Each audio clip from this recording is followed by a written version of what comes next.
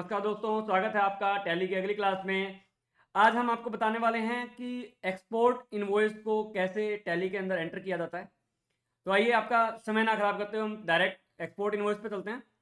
Tally में आइए, यहाँ पे हमें जैसे सबसे पहले मैं डेट चेंज कर लेता हूँ F2 करके। मैंने डेट चेंज कर ली, 28 फरवरी को मैं एंट्री कर रहा हूँ। यहाँ मुझे पार्टी का नेम चाहिए जिसको मैं सेल कर रहा हूँ।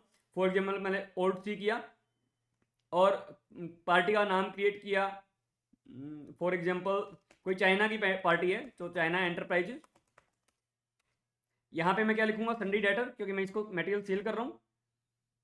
बाकी की चीज़ें अगर आप सेट करना चाहते हैं तो जैसे आप पहले सीख चुके हो ऐसे कर सकते हो, बट मैं इसमें बाकी जैसे एड्रेस है, आप एड्रेस भी पूरा डाल सकते हो, चाइना का कहाँ का है मैं नहीं डाल रहा। स्टेट इसके अंदर देखो, स्टेट हम अगर आउट ऑफ इंडिया की कंट्री है तो हम स्टेट नहीं डालेंगे।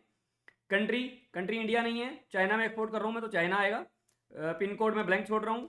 और रजिस्ट्रेशन टाइप अगर OIDAR है, जैसे आपका ऑनलाइन डेटा रिट्रीवल वगैरह की जो सर्विसेज हैं वो है तो ठीक है, अदरवाइज अननोन छोड़ देंगे इसको भी।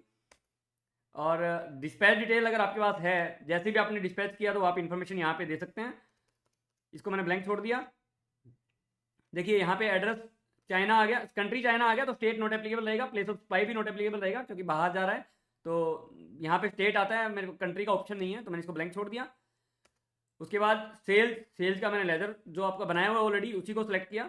और मैं लैपटॉप बेच रहा हूँ, मैंने लैपटॉप डाला। ऑर्डर नंबर अगर है तो ठीक है, वरना नॉट एप्लीकेबल। गोडाउन आपका जो है वो आप डाल दो। Quantity 1 lakh, 1 quantity.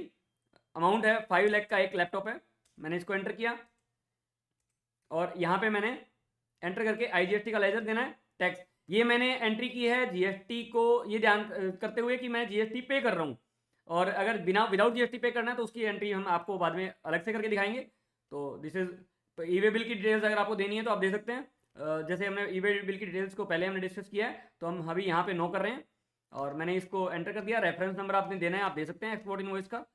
और मैंने इसको एंटर कर दिया। ई वे बिल अगर आपको बनाना है आप बना सकते हैं, ई वे बिल की भी बातें हम पहले कर चुके हैं तो इसको नो कर देंगे।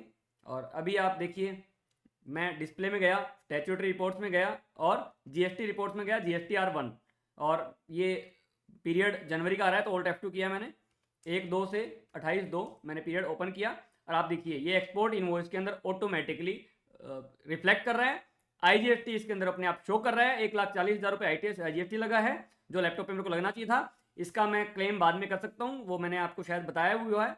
अगर आप LUT के साथ करते हैं तो आप विदाउट पेमेंट ऑफ GST भी एक्सपोर्ट कर सकते हैं। और आप विदाउट LUT करते हैं तो GST पेमेंट करके और उसको GST को पेमेंट करने के लिए आप अपने GST का सारा इनपुट यूज कर सकते हैं। और बाद में उसका जितना भी आपने IGST पे किया है टोटली आप रिफंड क्लेम कर सकते हैं on the basis of export.